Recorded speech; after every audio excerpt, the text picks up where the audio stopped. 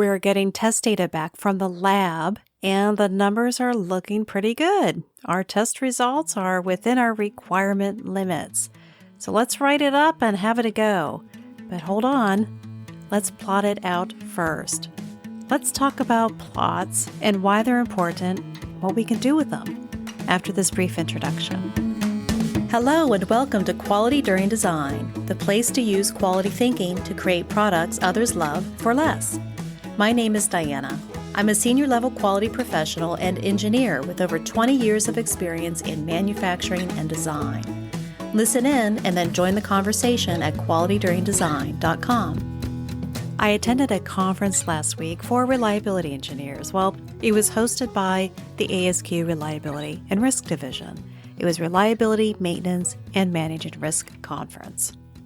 While at the conference, I met some very interesting people, very friendly people, and I sat in on presentations of useful case studies and interesting ideas about reliability. One of the presenters was Dr. Wayne Nelson. He is an expert on reliability and statistical methods. He's won several awards and has also published books and papers on statistical methods. He was a highly respected contributor to the conference. He had a couple of presentations that I sat in, and they had a particular theme that he told us about the theme too. His theme was always plot your data. As a reliability and quality practitioner, I think my go-to is to plot the data, but I never really thought of it as something that I would mention that I do. I just kind of do it. I thought it was a good reminder for the reliability engineers at the conference, but it's also something good to talk about with design engineers. So let's talk about why we want to always plot our data. It doesn't matter if our data is discrete or continuous, or if it's counts or measures, we can still plot it. It helps us to understand what we're looking at. The first thing I look at when looking at a plot is how uniform are our results. And if it's not uniform, that gives me some clue as to what's happening behind the data. Is there natural variation in our product? It could be caused from the materials itself, from the way that it's made, or even the way that it's assembled. Could also be a stack up of design tolerances where everything is made within spec, but the design allows for variation in the end product. Or is it our test method? Is it introducing issues? Could it be that the way that we hold the part isn't ideal? Or maybe the way that we're holding it or positioning it during test isn't really testing the area that we're looking to test, but instead putting stress on a different part and causing to skew our results. And does it look like we're dealing with multiple failure modes? Are they competing failure modes? We talk about competing failure modes and what they are, what they look like, and how to deal with them in a previous episode of the Quality During Design podcast. I'll link to it in the show notes. One type of plot may not be enough. I've found that plotting it out once sort of starts a breadcrumb trail. One plot will show me the data and may highlight something interesting.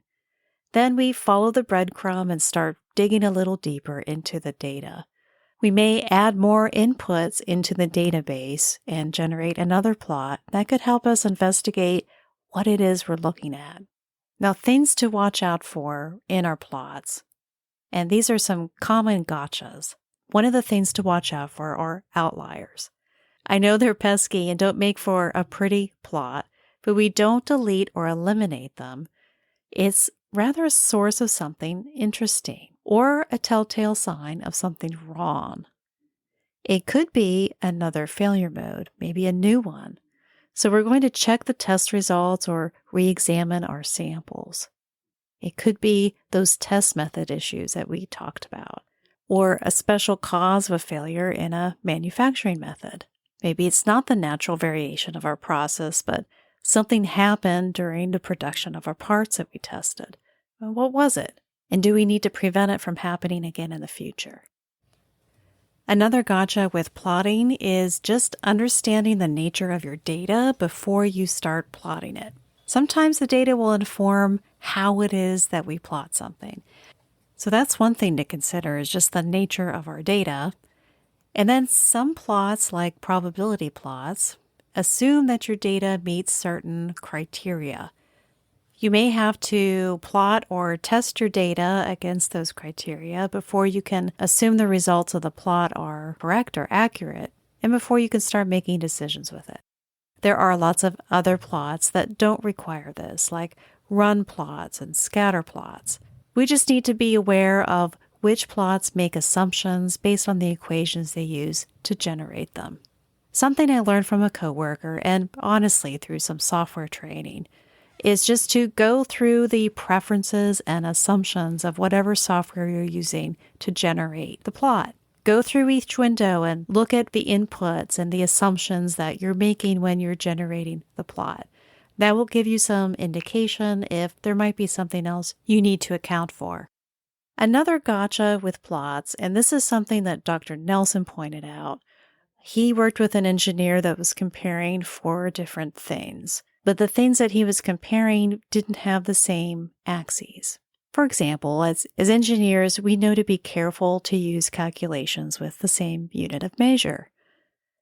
And it's the same thing with plots. When we create multiple plots and are comparing them, we want to make sure that we're using the same units of measure, that we have the 0 location the same for each plot, and that we're using the same limits and range on each axis. We want to compare like with like. Otherwise, it could skew our view of the data and could lead us to some wrong decisions. There are 2 common plots that reliability engineers look at, and it's a probability density function and a cumulative density function. And these 2 plots we get into more in another episode of Quality During Design. And this one's a video episode, so you can see a picture of what it is I'm talking about. I'll link to it in the show notes also. There are lots of different plots, and you may not be familiar with all the types of plots that you could look at. I'm familiar with a lot of plots, and I'm sure I don't have all of them covered. But just try one that you think will help you. Plots are a tool to help us decipher important information from data so we can make decisions. So if the plot that we choose to try first doesn't help, then try it a different way. Try a different plot. So what's today's insight to action? When you get data, go ahead and preview it and see how things might be looking, and then plot it out. You'll really get to see how things are looking, and will be able to make better decisions from your data. If you like the content in this episode, visit qualityduringdesign.com, where you can subscribe to the weekly newsletter to keep in touch. This has been a production of DIANNA Enterprises. Thanks for listening.